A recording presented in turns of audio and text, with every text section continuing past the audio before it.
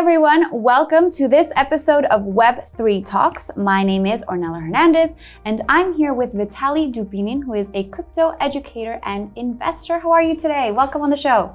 Thank you so much, Ornella, for having me. Feeling absolutely fantastic and can't wait to share with the audience some gems about crypto space, decentralized finance, and the world is expanding so rapidly. People are joining every day the crypto space and there's more confusion than ever right now, but also more opportunity than ever. Definitely. That's why I wanted to pick your brain a little bit today. And I know that on Instagram, in your bio, you say that you teach people how to become millionaires. So tell me your secrets. How do you do that, Vitaliy? Well, the secrets to become a millionaire is to help many people, preferably millions of people, right? But really it's about providing value. It's about becoming a person that is a millionaire. It's changing the inner world. I talk a lot about wealth building and how to achieve financial freedom by changing our beliefs and about who we are, our identity. And all the rest, like investing, savings, are all actions that come as a result when you adapt new ways of thinking and beliefs that are of a successful and wealthy person. And then, you know, it's important to really transform our inner world to manifest in the outer world, right? There's millions ways to become a millionaire. All right, so it's a mindset, it's an attitude. And you mentioned financial freedom. So what does financial freedom mean to you? It's when you have passive income that come in from different sources that can cover all of your lifestyle expenses. So if you figure out what is your current lifestyle expenses right now, currently, for a year. For some people, it's $100,000, for example, in 1 year. So for them to become financially independent, not free yet, but independent, if you multiply that number by 10, $1 million, invest it at 10% a year, which is a pretty safe return, they will cover all of their current expenses that will be independent. But to be financially free is when you can do what you want, when you want, with whom you want, you travel the world. What will that cost you on an annual basis? You multiply that by 10, you reach this certain number, and you invest it wisely in several mostly safe vehicles for passive income. Would you say that crypto is a safe vehicle for passive income? Not so much, it's pretty risky, but can be also in crypto as well, some more of the safer options, but it can be stocks, and can be real estate and other assets, and that will cover completely your lifestyle expenses. So you can, if you work by choice and not by necessity, and you don't rely on anything or anyone for money. Okay, so then how do blockchain technologies and Web3 and crypto come into what you do and what you preach?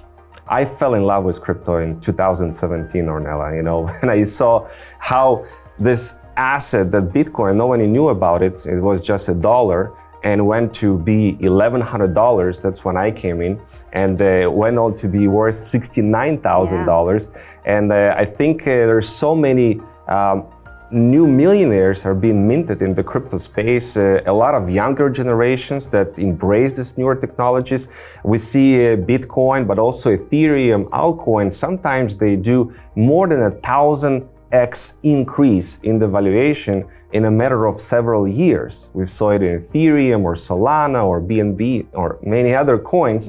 And partially that attracted me because there's an opportunity, but also this whole concept of crypto associated with freedom is freedom of choice, what I want to do with my money.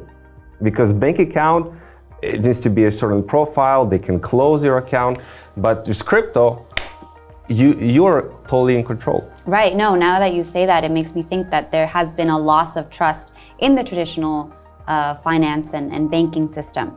But at the same time, there might also be a loss of trust in crypto, really. We call these trustless applications, but at the same time, we see a lot of fraud and scams going on. So what do you say to someone that thinks that crypto is just a fraud and it's just full of scams? Well, you need to educate yourself in crypto and understand the underlying technology of Bitcoin as a digital gold, and how there is the biggest transference of wealth is happening right now from the traditional finance space into the crypto space. We see companies like BlackRock or Fidelity Investments, they're right now pushing for that Bitcoin ETF that you will allow... You think that's a positive thing? It's a very positive thing, of course. Now, they will want to control a big chunk of it, but yeah, sure. it will allow more and more access to traditional investors to buy the crypto assets without, self-custody it necessarily. It opens the door to much more investments. I would say to start small, to dedicate maybe 5% of your portfolio into buying hard assets like Bitcoin and Ethereum that recently became more of a hard asset with its deflationary nature. And yes, can you explain that a little bit, what that means to have a deflationary nature? It means that the issuance of the supply of Ethereum, as an example, is less than what is being burned. There is more Ethereum being burned on an annual basis than being newly Ethereum issued. So that means the total supply of Ethereum is going down by several percentage points every year, and that makes Ethereum now more of a hard asset like Bitcoin that also has limited supply. There's only so much available Bitcoin, no more. So that's why it's attracted so many billionaires. And yes, you said it's absolutely correct. There is 99% of projects in crypto are what we call them shit coins, shit tokens, scams, and there is nothing real behind them. Or maybe there is something real, but they still fail. Like any startups, there's a lot of startups that fail. There's no real business model behind them usually. Exactly, and it's where you want to.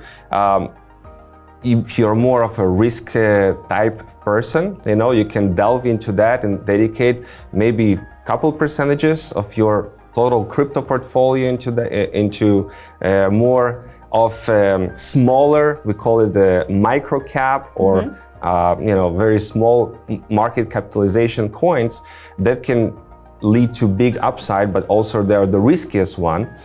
So I would suggest everyone getting started to start with educating themselves on what Bitcoin and Ethereum is, to start there. And then as their knowledge expand, they can feel more comfortable to put a little bit more into the altcoins. Are there any resources that you recommend? Could be, books or podcasts that people should look to when wanting to learn more? There is a lot of great YouTubers that educate actually. I like one is Cryptos Are Us, one is Ivan on Tech. They're really providing great education. There is Udemy. You can go for courses. There's plenty of information there in courses. If you want to learn about DeFi, what is a smart contract, how liquidity pools work, there is so much people can learn for free or cheaply. There is whiteboard videos, and you take maybe 30 minutes a day, and every day you educate and learn something more. It will open up the door, because the greatest opportunities is when you adapt those technologies when they're still early and baby, compared to, let's say, 5 billion people are already using technology. It's everywhere. Every business is using crypto, and basically every asset is starting to be tokenized on the blockchain. The market is much, much higher. Right now it's $1 trillion, the total market of crypto, but we can get to 20, 30, 50 trillion. Right now, the entire world is $250 trillion if you look at the world economy. So 1 trillion is a tiny little, not even 0.5% of this entire wealth. Right. And if we look about crypto, really penetrating every sector, every business, in the government, tokenization of real world assets like real estate as well. We can go into 50 trillion, into 100 trillion. And I believe the next couple of years is gonna, we're gonna propel to a much bigger market cap, maybe to 5 or 10 trillion or even $15 trillion. And if you look more of a long term, which is what I always suggest people look at more of a long-term investing perspective into crypto. If you look at a decade can make a huge difference, and especially in crypto. Definitely. You know, every month is like in traditional is like a year or two. So you look at decade in crypto, so many changes coming. Seriously, every day there's so much news. So how would you envision the next decade, as you said? Like, what would you like to see change in the crypto world or in the blockchain world? Or how would you like to see people using crypto in real world cases within the next 2 years? That's a great question. You know, right now we see little adoption when it comes to using crypto directly with merchants. So I think one big shift is going to change when businesses will start to accept directly crypto assets for restaurants or hotels or airline tickets. It's going to be when you book a ticket, it will be NFT. You show the NFT and you get access to the ticket. I think all the concerts are going to sell their tickets as NFTs. That's starting already, but it's starting already, slow. But still slow. But we're going to see that, in the beginning of the intranet, you know, the businesses like, oh, should I use the website? Should I be online or not be online? And eventually every business say, I have to be online. People search they're online. So the same will happen with crypto. They are right now, should I really have a Web3 application? Should I accept crypto or not? So they are like thinking about it. But after 5 or 10 years, it'll be, of course, I need a Web3 application. I need to be there. I have so many people using crypto. I want to give them access to buy my stuff with crypto. So that's one huge change that is coming. And the process of how easy it is to get crypto, to do all of these exchanges is going to be so much easier. The interoperability, like we call it, like the cross-chain bridges, you know, moving from one asset to another is going to be so easy. And I think the new iPhones of the futures are going to come directly with crypto wallets and everything that you need right inside of it. Yes, I'd like to see that feature too. All right, and so then why don't you tell me some of your favorite companies or projects in the space, maybe some that you work with that you'd like to highlight? Sure. So the past 6 years, you know, I've been seeing the trends of what makes the biggest difference in the crypto projects. It's mostly blockchain-based companies, you know. So the blockchain projects, they don't die. If you look at Bitcoin, it can go up and down maybe 80-90%, but it comes back. It doesn't die. It doesn't go to zero. You know, we see tokens, they can die. They can, you know, people abandon the token projects and they die. But the underlying blockchain assets that we have different applications built on them, they don't die. They continue to live and survive beyond any bear market.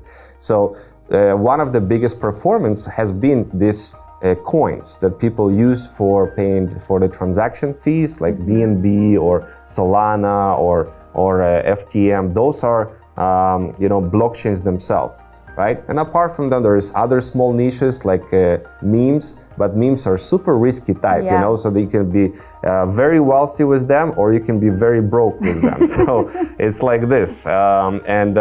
You know, there is the metaverse that got the trend, and then boom, it crashed, right? Well, it crashed, but there's still a lot of innovation going on. Example, NFT also, you know, Bored Ape Yacht Club, people become so rich, and then boom, it crashed again.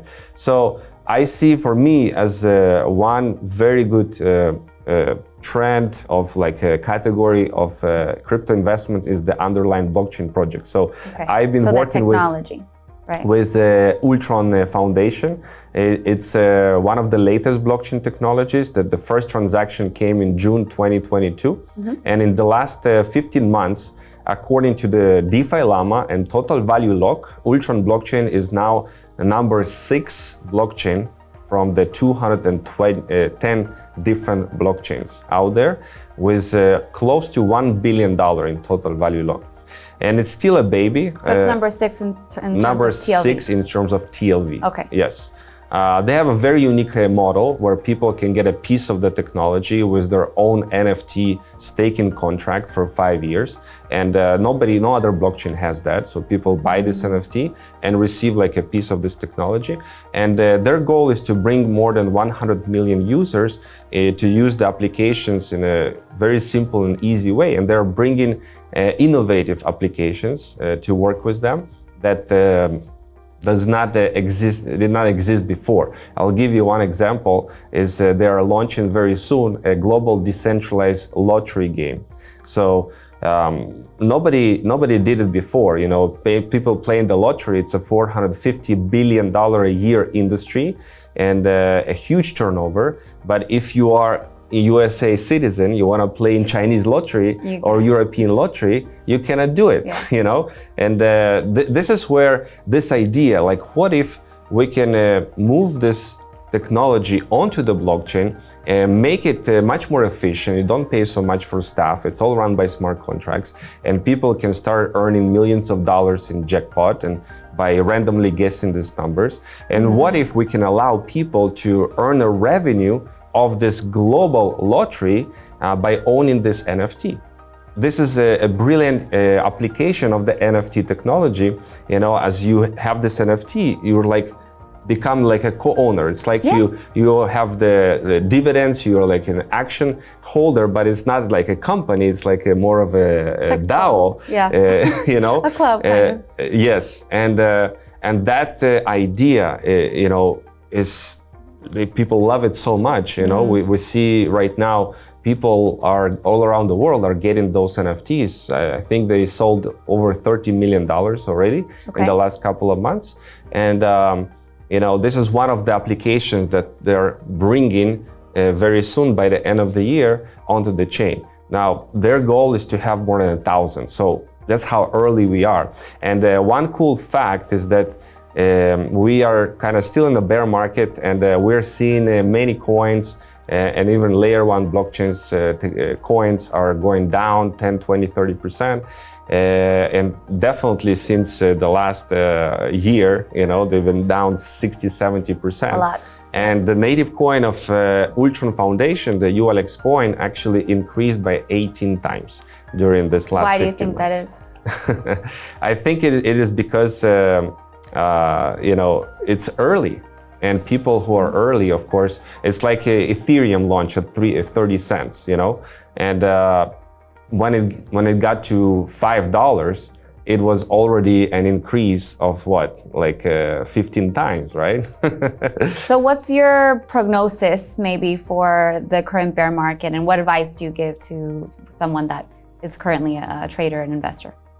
Great question. So I think we are in the first phase of the bull market right now. When Bitcoin went back to 30,000 plus, that was the definite sign of the first early phase of the bull market. Now, it doesn't mean the price is going to start skyrocketing right now. No, we are in a similar situation as in 2015, when we saw a double bottom, then we saw the first phase, and we saw a prolonged half a year of sideways movement. Yeah. And that's what we have right now. I think it's an accumulation phase right now. And the smart money are accumulating right now. Whenever there is a dip, they're buying. Yeah. As BlackRock, we want to accumulate a lot of Bitcoin for this Bitcoin spot ETF, right? And it's going to be approved, if not this year, then in 2024. So I believe that the smart people right now, they are not being scared of minus 10 or 20%. It is going down. They are buying as much as they possibly can buy, because the range of Bitcoin, let's say 25,000 or 30,000, is really not that important on the bigger scale of things. When you buy 30,000 or 25, doesn't pay too much of a difference. When you look at the longer term trend, we have the halving happening in the next year in April. That's right. That's going to be a big event. If you look at the macro, what's going on with every cycle, then we see right before the halving, we start to see an increased movement. And after the halving, like half a year after, that's where the real big